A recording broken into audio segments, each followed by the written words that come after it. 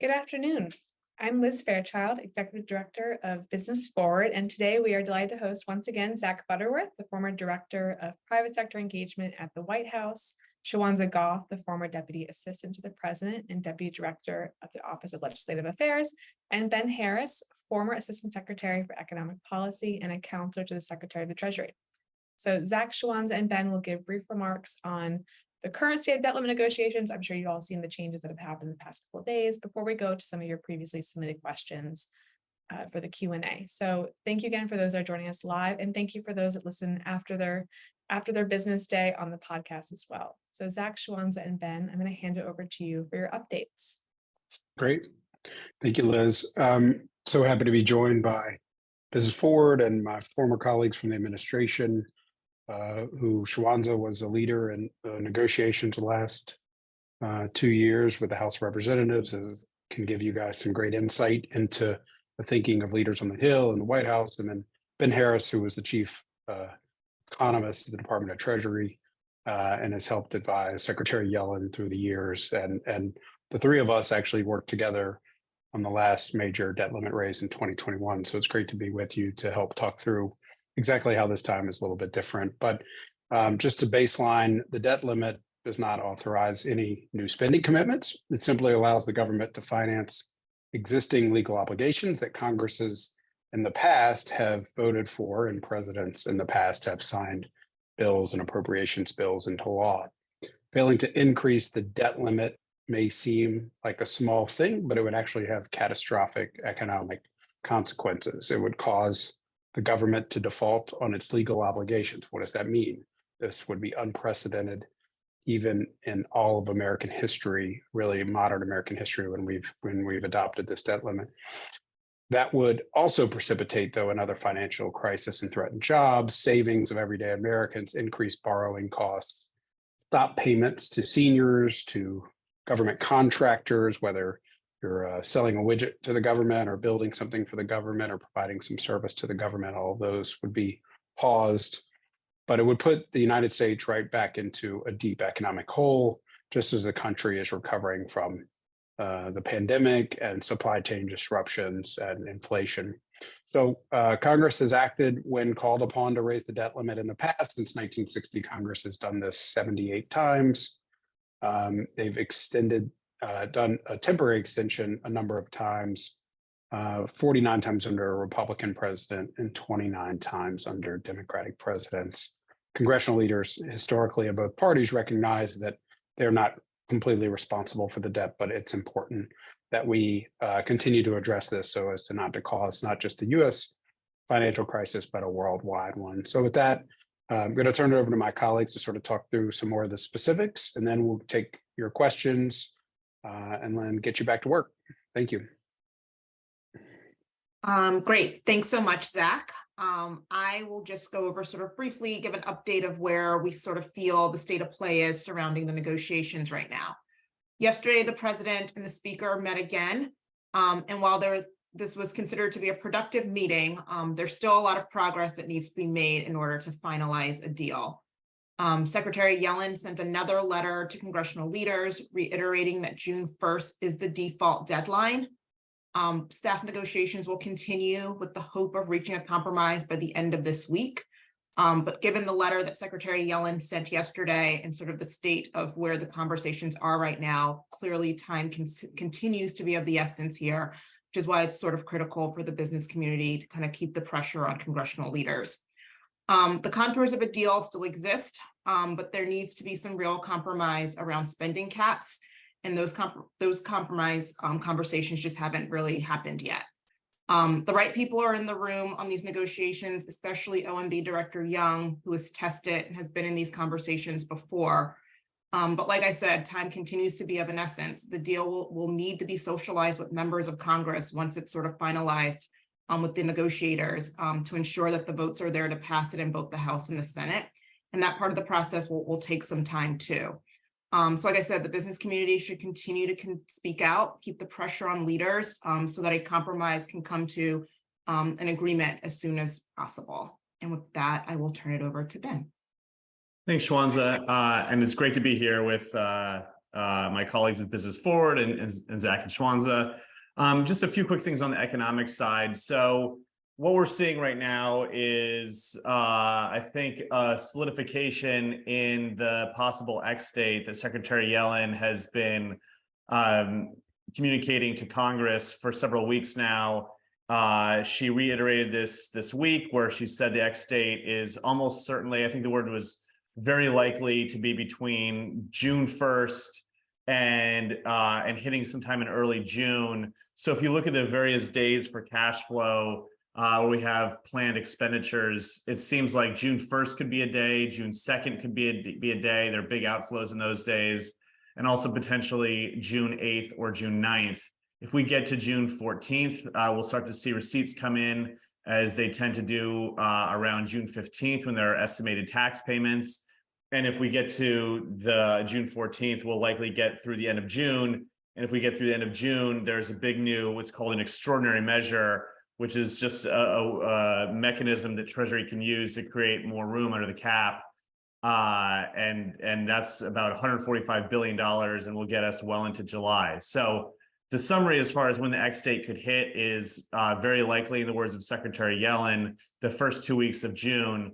But if we get to June 14th, we'll almost certainly get well into July. Markets are starting to take notice. You're seeing, for example, historically high rates on Treasury securities that mature in June. Investors are demanding a pretty high premium if they're going to purchase those securities. You're seeing when investors are buying insurance against defaults on Treasuries, which are called obviously, maybe not obviously, but are called credit default swaps. The price of that insurance is historically high, much, much higher than it was in 2011 when we had a similar impasse.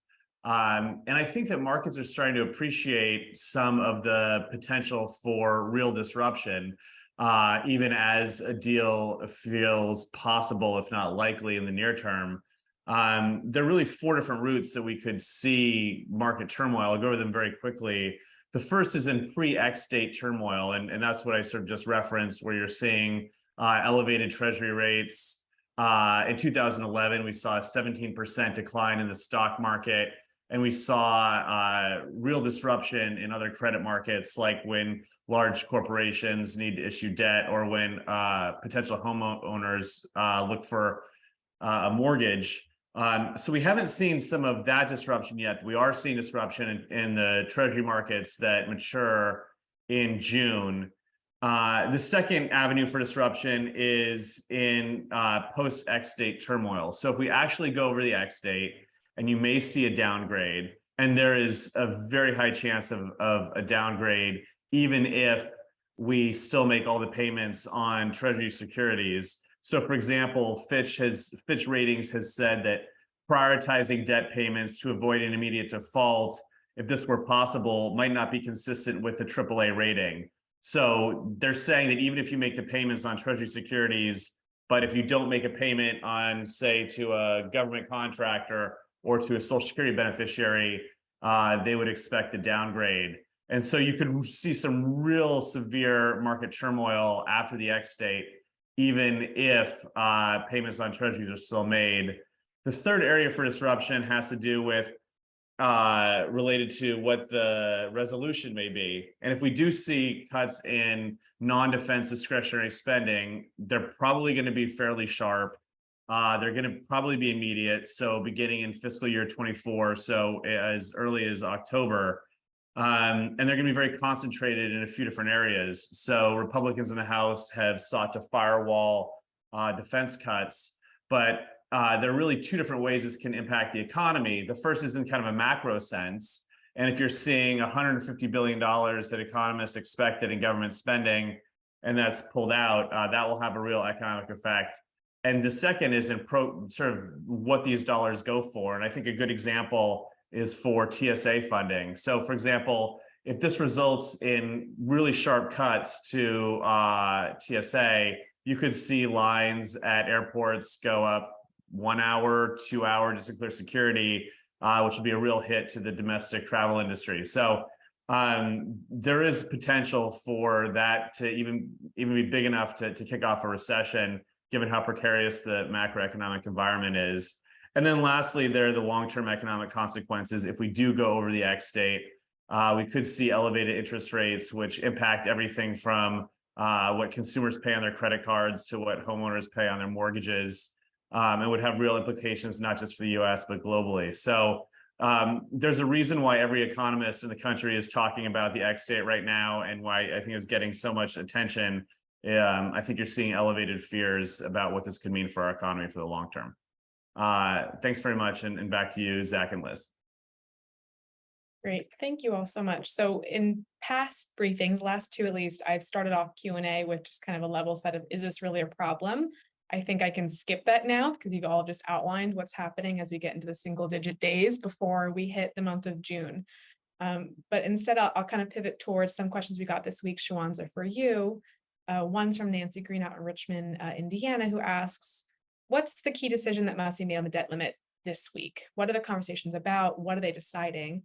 And then a follow-up to that from Jacinta Knapp out in California is there a possibility to eliminate the debt limit altogether? Like, does this have to happen every single time that we're approaching the debt ceiling? And if so, how could that be accomplished? So Shuwanza, love you to weigh in.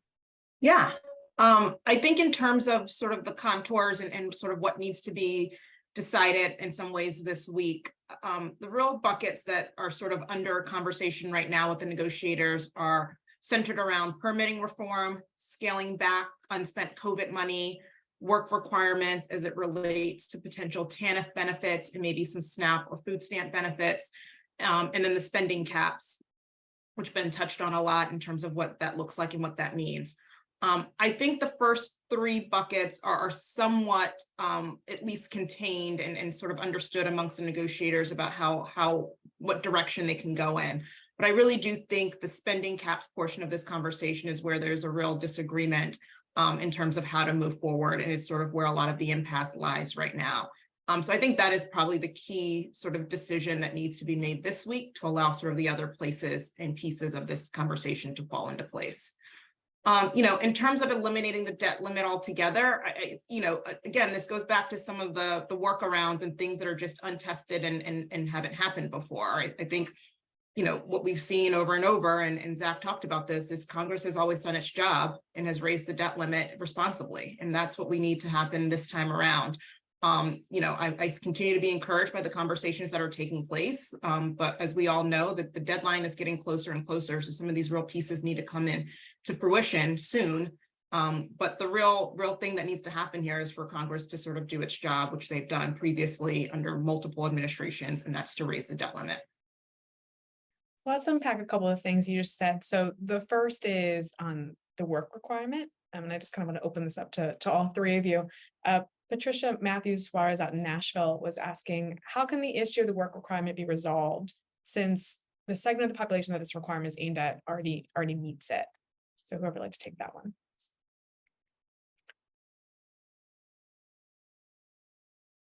Maybe I'll send it back to Shuwanza first, just kind of the political implications of that, and then Ben, if you want to hop in.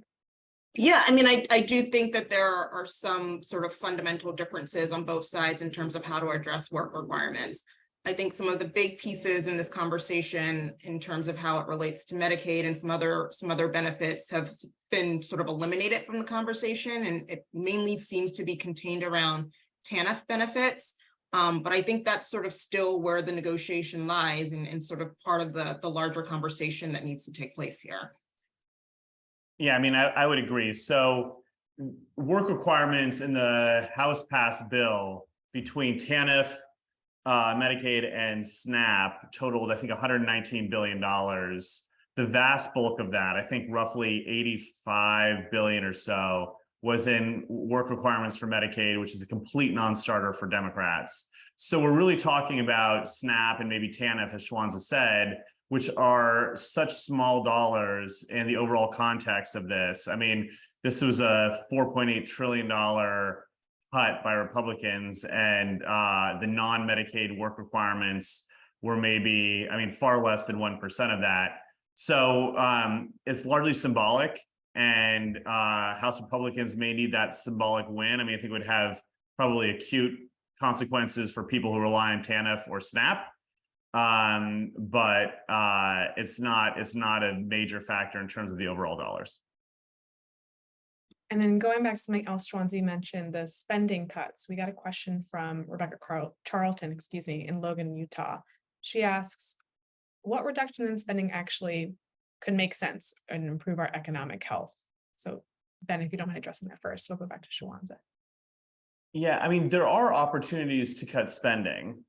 And President Biden had a $3 trillion deficit reduction plan where much of the savings came from lower spending on prescription drug costs. So under his plan, there would be better ability to negotiate prescription drugs under Medicare. So there are real opportunities for cutting spending. The problem is how this is being done. So it's being done by basically holding the US economy hostage, which is never how you want to come up with smart spending reductions. And it's being done with a sledgehammer, not a scalpel. So if when you talk about spending caps, that doesn't allow for some of the smart, thoughtful decision-making that you would hope would happen in an appropriations process. You just have these caps, and if you think you should go above the caps, you have no ability to do so. Or maybe if you think you should be below the caps, I think it's very unlikely that you. So when you're setting the number, you're not able to make well-informed, careful decisions like you often see in appropriations processes. So we don't even know where the cuts would come from at this point. I mean, we're talking about caps, and then appropriators kind of have to figure out down the line. And one of the problems with pre-committing to caps is we know nothing about what the US economy would look like. So if you want to set 10-year caps today, that kick off in 2024. We don't know what the challenges will be like in 2023. And yet this legislation pre-commits us 10 years down the line. That's not how the process is supposed to work. And so there are just real problems with this approach. So it's a good question. There are opportunities for cutting spending, but you need to do it with a scalpel and not a sledgehammer. I think that's absolutely right. And, I think one other thing that has sort of been interjected in the conversation, and it's sort of another sort of indicator of just, in some ways how serious these conversations need to be if we're really going to address spending, is the conversation around revenues as well. And that is something that, over and over, Republicans have indicated that they are not entertaining. But in order to have a real conversation around deficit reduction and what needs to happen here, you also need to talk through and have revenue on the table as well. Thank you both. I want to now take more of a macro lens, Ben, if we can talk a bit more about the real world impact of both delayed negotiations and also actually reaching that fiscal cliff. And then Zach, I'm going to go to you to bring you in on the small business impact. So Ben, walk us through the answer to Joan's question out in Kernersville, South Carolina. What's the real impact of not reaching a decision to expand the debt limit in the short term and the long term? It's a great question. It's tough to answer because we really need to know exactly what will happen in order to create a range around possible economic outcomes. And so I'll try to give the best answer I can to this, acknowledging there's this outstanding uncertainty. One of the problems, and we saw this in 2011, is just this constant drumbeat around uncertainty related to the economy wears on both consumers and businesses alike. So in 2011, we saw a pretty sharp decline in the weeks and months leading up to the projected X date in consumer confidence and in business confidence. As I'm sure the people on this call know, when consumers don't feel confident, they start spending less. Right now, I think we're in kind of a precarious macroeconomic position. Projections for a near-term recession range from about 35% to about 70%. That range depends on the assumption that we will have a resolution to the X date.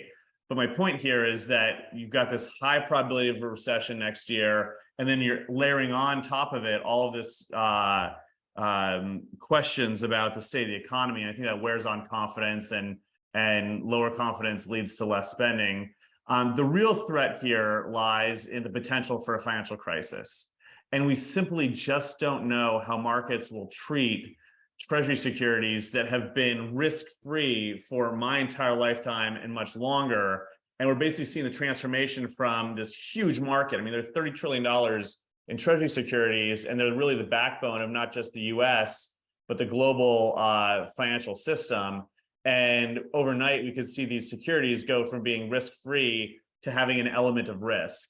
And we just don't know what that will mean for interest rates, what that will mean for the type of investors that want to hold these securities, and how that will play out in the rest of the financial system.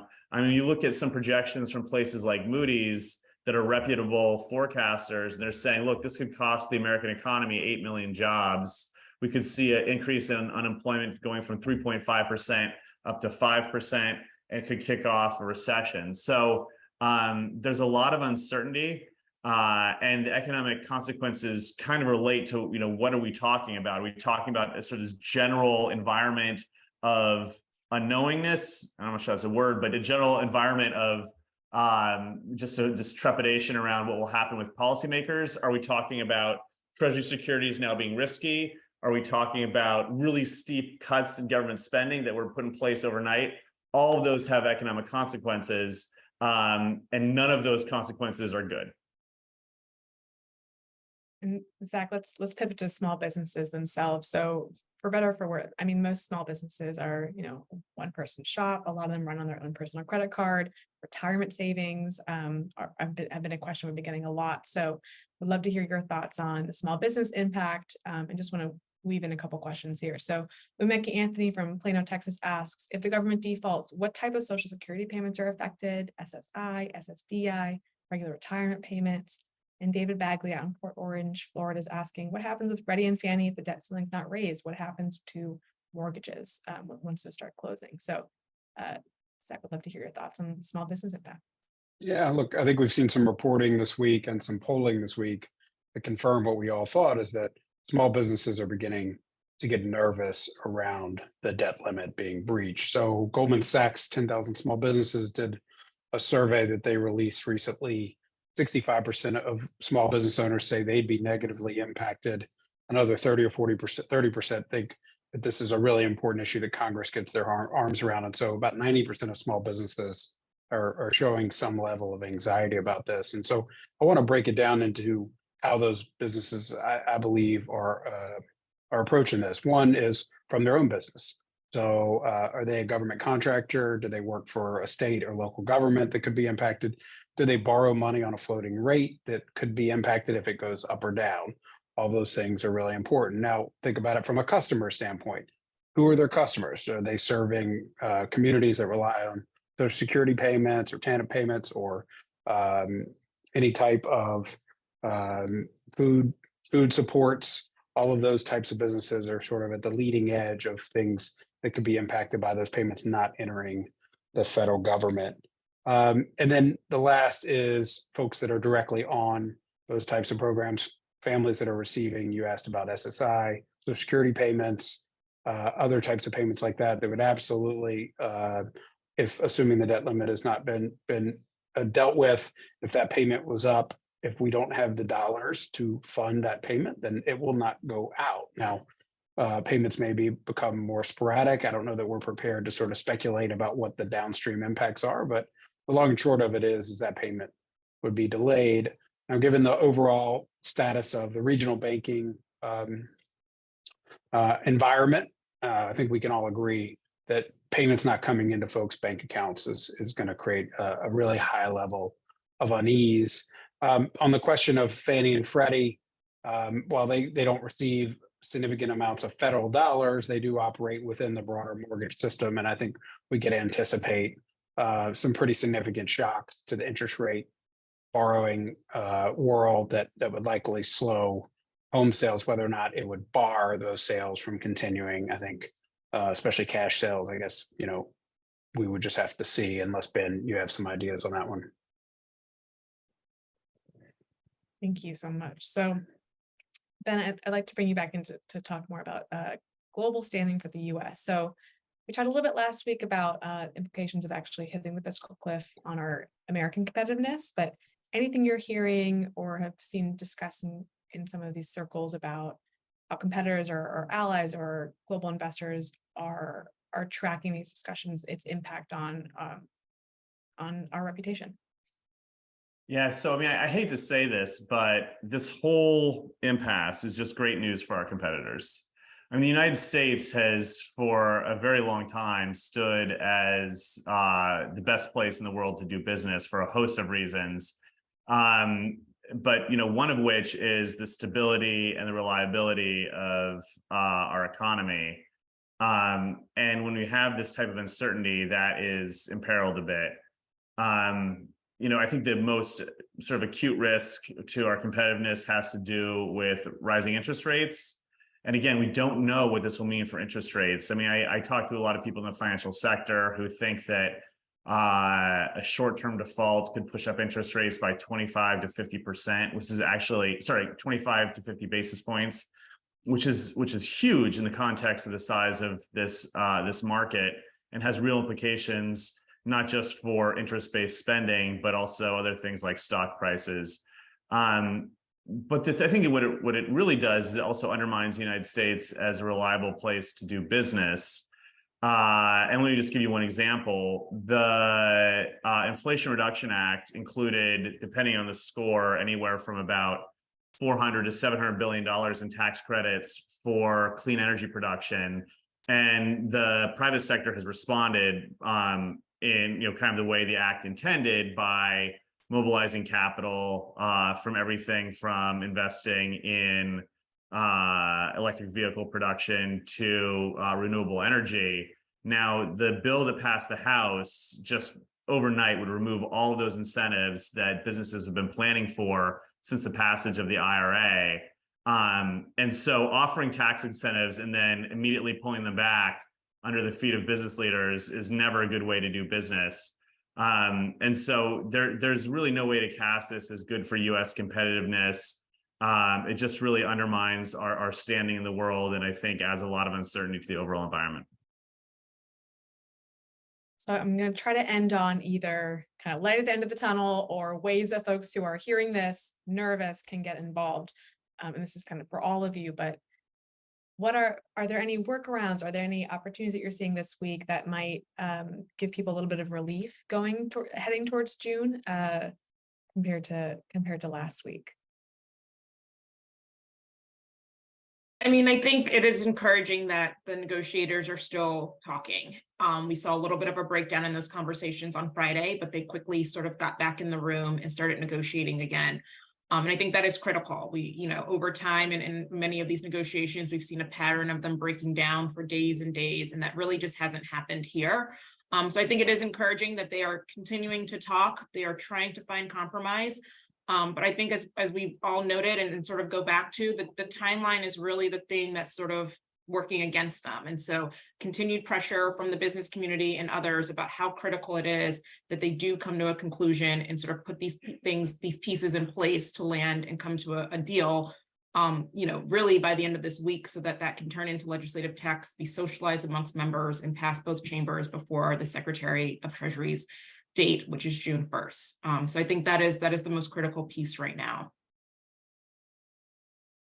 And something we've seen, especially in the reporting this week, I think there was some articles in the Washington Post over the weekend on how it's impacting small business already, but we're talking about very large numbers here, right? These are very abstract concepts when you're, and it's helpful to sometimes hear from small businesses, medium-sized businesses, the actual daily or kind of monthly impacts of some of these stalled negotiations or hitting the fiscal cliff. So Zach, I'm going to pivot to you for a final question.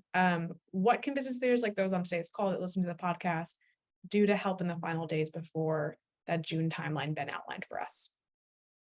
Well, look, members of Congress that are weighing these types of issues, that are involved in these negotiations, that are going to have to make a decision about how to vote soon, hopefully, on whether or not to raise the debt ceiling, assume that if they're not hearing from anyone about it, that it's not a problem. And so I think as you all go about your day, think that just a few minutes of your time to engage with your member of Congress is going to have a really big impact, especially if you're not someone that's calling constantly, just to tell them your opinion of what's going on TV, but to really thoughtfully engage with that member of Congress or their staff. And Business Forward's here to help you do that. And so this is crunch time. Business Voices will be decisive. They bridge the gap, especially the small businesses, between parties.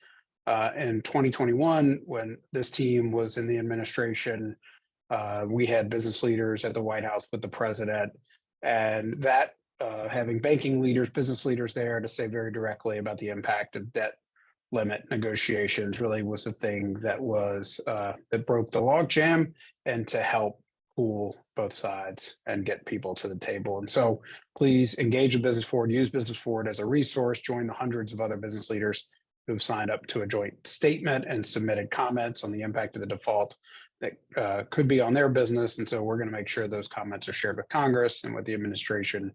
And Liz, I'll let you say the last word. Well, first of all, thank you all so much again for keeping us updated on what's happening. We'll be doing another one of these next week. Hopefully it's better, more positive discussion. Hopefully we see some sort of deal, but either way, we'll make sure business is in the know on what's happening. So that's all the time we have today. Thank you for everyone who's able to join us live. We hope to see you at that one I mentioned next week on the 30th. And please keep out an eye for the follow-up email immediately after this call, which includes a sign-on statement that Zach just mentioned.